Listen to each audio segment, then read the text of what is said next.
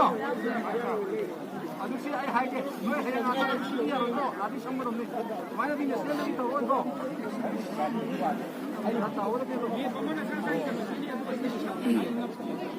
Oh, cuma.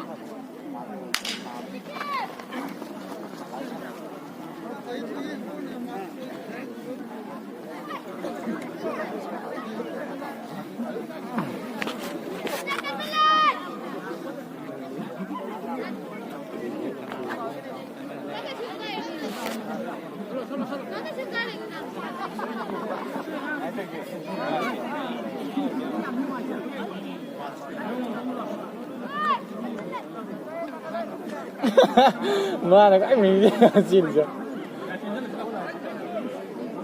Grup sih dia, tiga lagi. Tiga lagi. Dekat mana?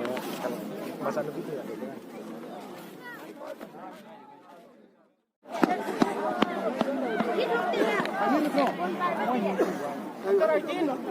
Vamos,